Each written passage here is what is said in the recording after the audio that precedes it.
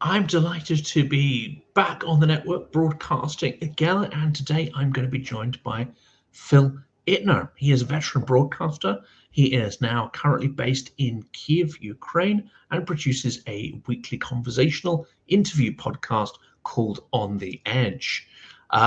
Definitely something I recommend you view. He's there where it's happening, first-hand account, and he has access to some of the most interesting and I think sort of vocal and eloquent Ukrainians. Phil is very, very well connected, but has a long and distinguished career as a journalist before becoming is it fair, Phil, to describe you as a journalist activist? How would you describe yourself?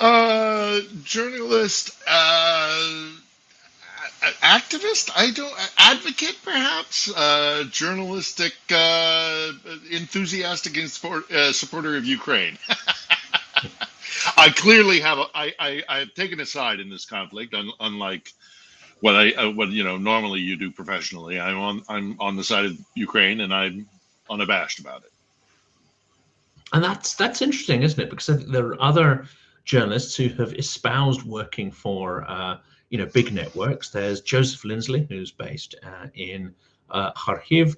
We have John Sweeney, who's been in Kyiv, quite a big part of the conflict as well. And it seems that if you want to cover this in detail, and if you want to cover this war in your own way, you have to find your own method to create an income stream, to create an audience.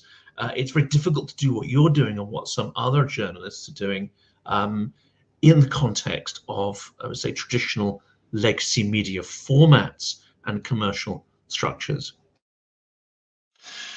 Yeah, and it's a rather depressing display of the state of affairs of modern journalism that this war is going on so woefully underreported by establishment or mainstream or corporate or legacy, whatever term you want to put onto it. They're simply not here. They're not covering this war, and in no small part because of on the international stage what's happening in the Holy Land. But obviously, the American elections are also taking up a lot of the oxygen.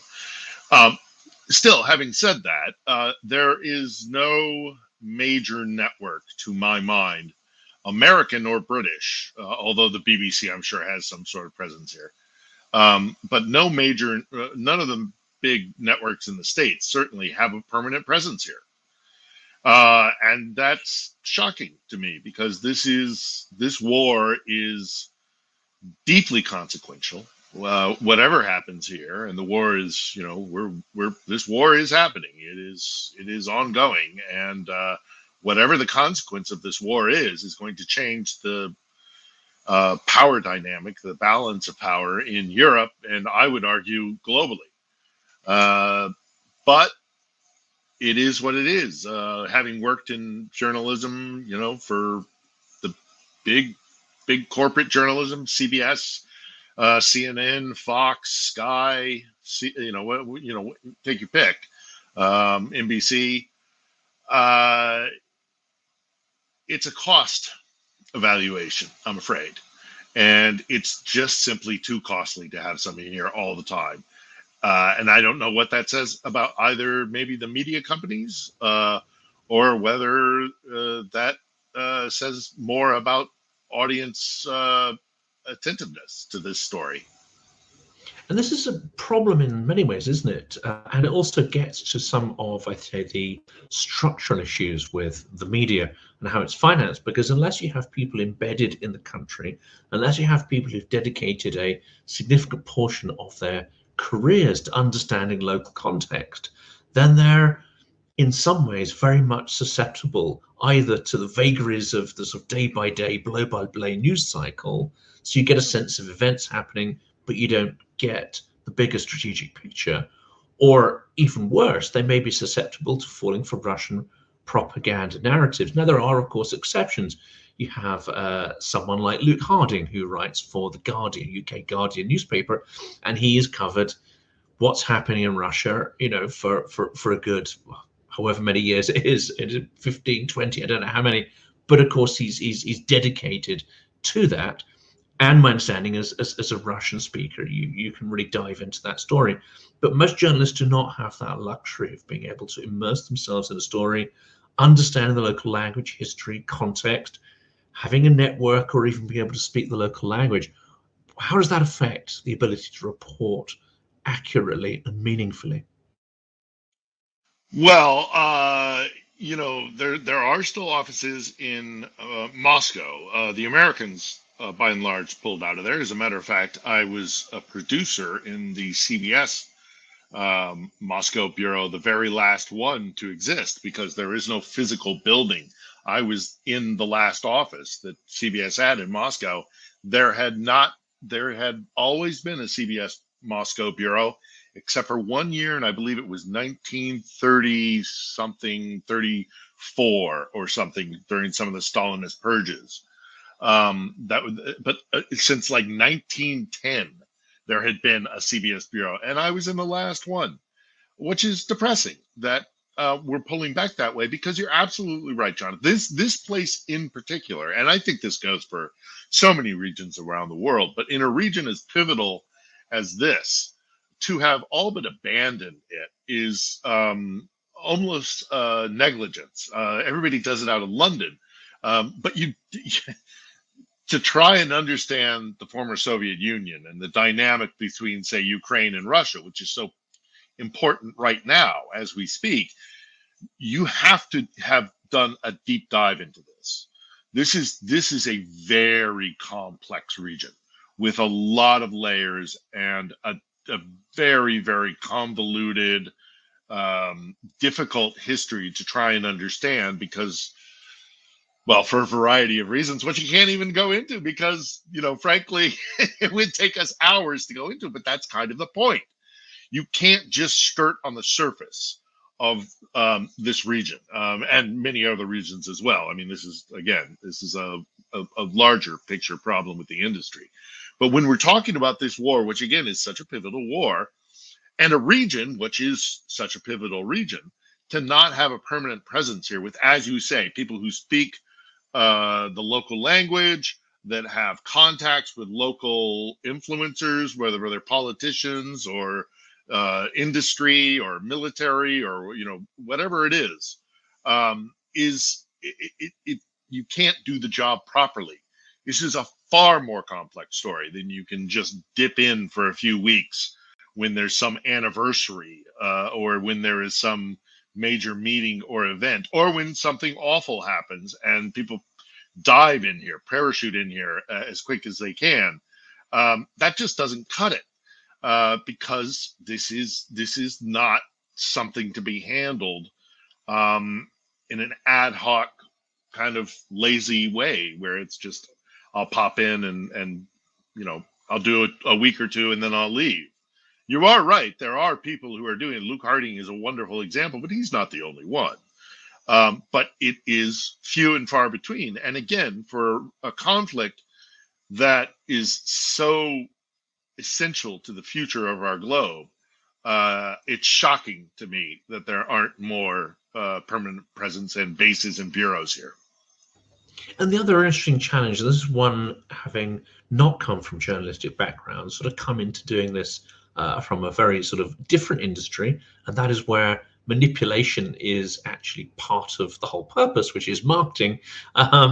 It's a very different sort of mindset there. But what strikes me interesting is the way certain people, or certain, I would say, structures of the media seem to be geared up to imposing a narrative on reality. They come to a situation with a preconceived set of structures or stories or narratives, and then look around to see what's going to fit into that. I'm assuming it's because they sort of understand what the format is, they understand what their audiences are expecting, and they want to give something that those audiences are going to be familiar with. They don't want to challenge their audiences too much, because that risks of dropping off in numbers and these kind of things. But that's a real challenge, isn't it? And the most, it comes in a whole spectrum of intensity. from quite difficult to sort of perceive to quite stark. One of the inbuilt, I think, problems with, say, the British media is the need to, say, lionize Zelensky and to focus the story on individuals. Now, that may not be inaccurate, but it is leaving a huge part of the story aside, the role of civil society, the fact that Zelensky is not just one person, he's reflective of many attitudes across Ukraine. That's maybe understandable, not great, but it's not the worst example. Some of the worst examples are where journalists will turn up, and I know in the full-scale, prior to full-scale war, and even after, people have told me this happens a lot. They turn up and they say, okay, well, they're looking for something, and often they're looking for Nazis. They're looking for that whole angle. Where's the Azov Nazis? Where's the far right? Where's this? They're looking for a particular kind of push button framing of the story, which in no way affects the complex reality on the ground. How can this be tackled? And is it a really deep structural problem with the way commercial media works? Well, I'm afraid it's even worse than the way you describe it, Jonathan. Sometimes they're not even looking for these sensationalist stories that fit into a narrative. Yeah, you're right that they might be trying to fit the reality into their narrative, and when it doesn't work, it's quite clumsy, and it's just, and then they're susceptible to Moscow's manipulation, all the rest of it. But I say it's even worse than the way you describe it. Is that sadly, it's not even about oftentimes sensationalist material or stories. What they're looking for is what we used to call in the industry the bang bang. They're looking for the bang bang. They're looking for the stuff that plays well on television. If it's obviously print and broadcast media have a very different series of metrics of stories that they're looking for. But the television guys, having been a television producer and reporter for many years of my life, you are expected, your editor back in New York or London wants you to get material that is going to draw the eye. And that tends to be pretty emotional, touchpad, stuff that's going to fire up the emotions quickly. So that is orphans and refugees and that sort of thing. It's, of course, as I say, the bang bang with people, guys running around shooting at one another and explosions. It's the stuff that gets you emotional because, and again, this is just the sad fact of the way things are. The objective oftentimes for most of these news organizations, they're delivering the news, ironically, is a secondary issue. Making profit is the primary issue. Now, obviously, there are different models. Not everything fits into what I'm describing, but by and large, the industry, certainly the corporate side of things. So this happens. It may not happen at the BBC, although the BBC is also now having to play in this arena just because this is the atmosphere. But you have Sky News. In the United States, we have NPR, or we have other publicly funded ways of delivering news. But the guys who are with the biggest amount of equipment and the biggest amount of resources tend to be the guys who are for profit. So your CNNs, your big networks, because they're looking to sell airtime. And sadly, it just comes down to the fact that it's more about making money. As the media landscape continues to change, the guys with big overhead need to pay their bills and they need to sell airtime. And so in order to do that, they'll go for the low-hanging fruit. And the low-hanging fruit tends to be pretty surface level stuff. There does need to be somebody on the front line. Somebody needs to be talking to soldiers. Somebody needs to be talking to the victims of this war. On the ground, tip of the spear kind of stuff. Absolutely has to happen. But that never gets very complex. And so you don't see long, 10-minute long reports. I mean, that's even saying that's ridiculous. But you don't see these things that go into anything more than a surface level, because in this, kind of TikTok world, this world of, immediate short bursts of information, the in-depth, comprehensive stuff that requires a lot of work and legwork and living here and staying here and really spending the time, that doesn't pay.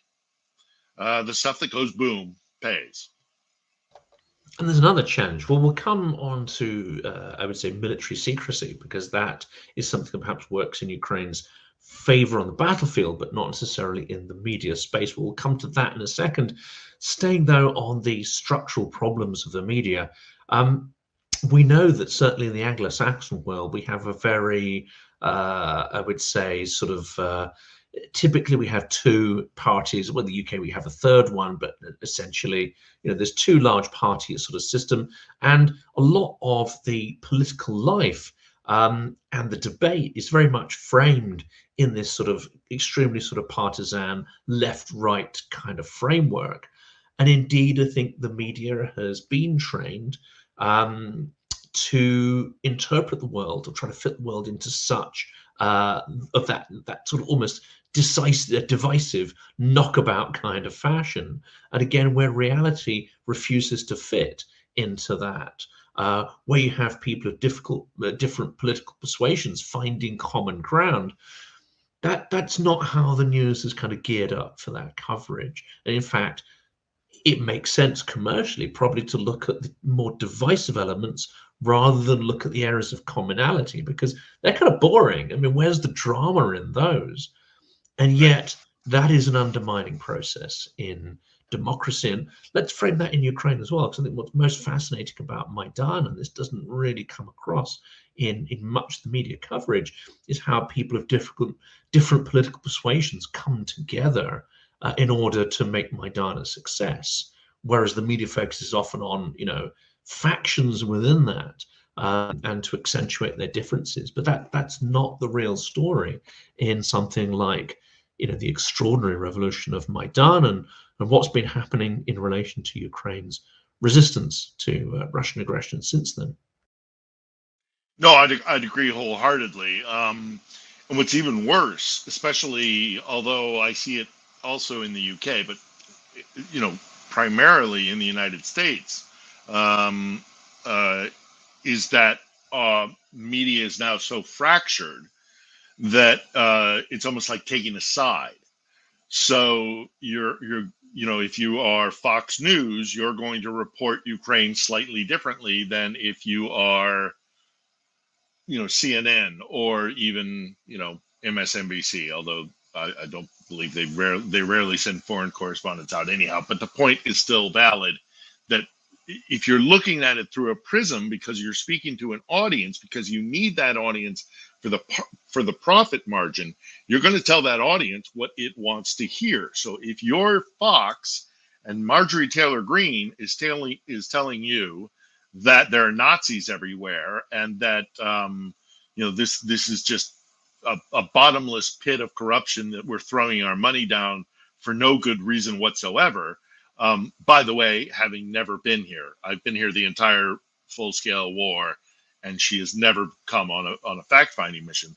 But if you've got one of the stars of your little pantomime that you have going at Fox News, for example, you're going to speak to that narrative. You're going to speak to that audience, because that's the audience you want to keep coming back, so that you get your audience share.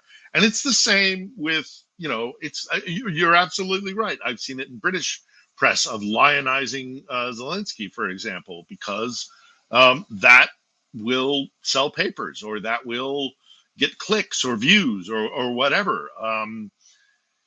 We're in a very difficult spot when it comes to the larger, more, as I say, legacy or the mainstream media or what have you. But I do have cause for hope, because there are those of us who are out here doing it on our own. I am not. I'm not so great with the whole, streaming for 7 hours, playing games on TikTok while debating somebody about, the fineries of the Ukrainian, the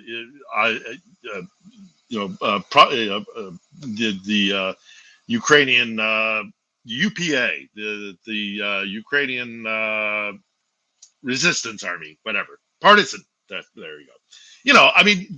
But there are young men and women who are here doing that, and then during the day going out and talking to people to actually do news gathering. It's a completely different model, and I'm afraid I'm too old of a dog to learn new tricks. So I've gone back to my kind of what I know how to do. So I set up a studio and I do these weekly interview sessions, which is something I'm comfortable with. But we have to find a new model. We have to find a new way of doing journalism that isn't reliant on such large overhead that you're unable to do this without being part of some sort of large corporate entity. And I think that model is starting to shape up, but we're not there yet, and Ukraine needs us now. And turning to a topic which I think will be very interesting to certainly the audience of this channel, US veterans and those who have had experience maybe of multiple conflicts over the last couple of decades, and that is Ukraine's extraordinary campaign in Kursk. On the one hand, it happened in August, and I saw this in the figures on my channel as well, and I've heard this from others, a huge re-engagement with the topic of Ukraine, because Ukraine invading Russia is just not something you can get away from. It's big news, whatever angle you look at it.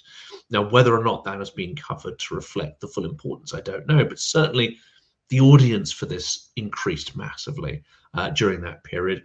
And there is still a great hunger to learn more about what is happening in Kursk, what is going to happen next, how Russia is reacting, this kind of stuff. This is really interesting. Another aspect of it, it changes the dynamic that we've been talking about.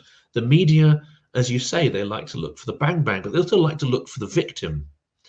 And Ukrainians, despite many being victims of Russian aggression, collectively Ukrainians refuse to consider themselves as being victim and play the victim role, and they refuse to lie down and die quietly as victims are supposed to do in these kind of narratives. They fight back extremely forcefully and incredibly inventively as well. But what the Kursk offensive has done is it starts to change the narrative that Ukrainians are not just victims, and they're not in a sort of stalemate, an attritional, slow, bleeding out defeat. Suddenly they're associated with the word victory. And that's quite a change in tempo. How did you sense that?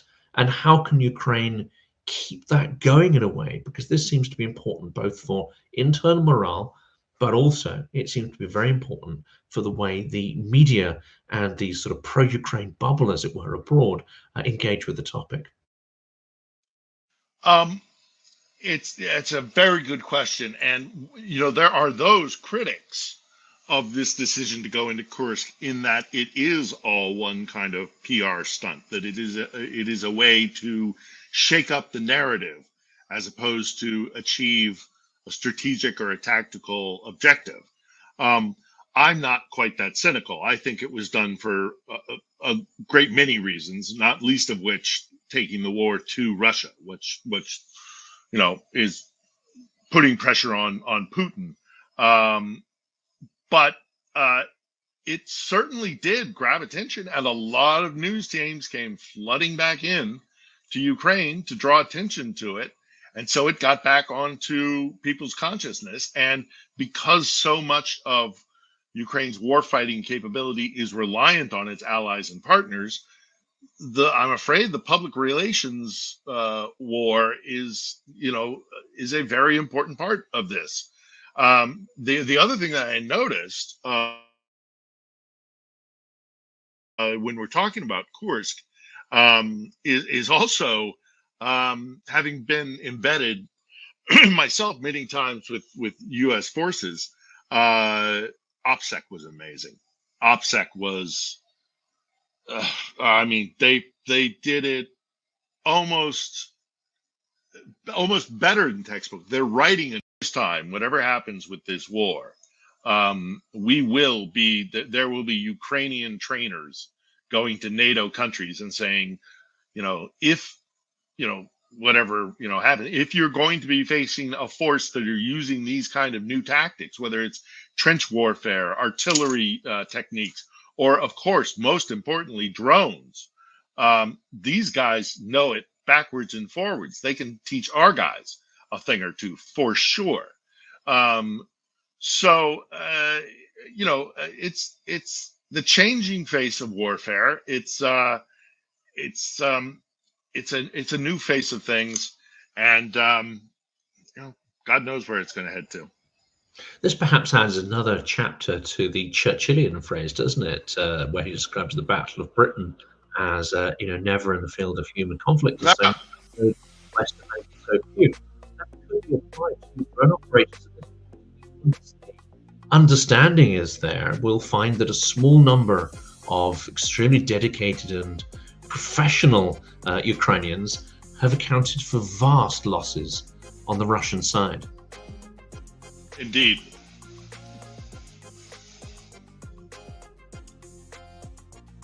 Are we getting played off? I think we sort of just talked through this bit and then it cuts off. Well, there's going to be plenty more, I think, to talk about in subsequent episodes. And for today, that's it.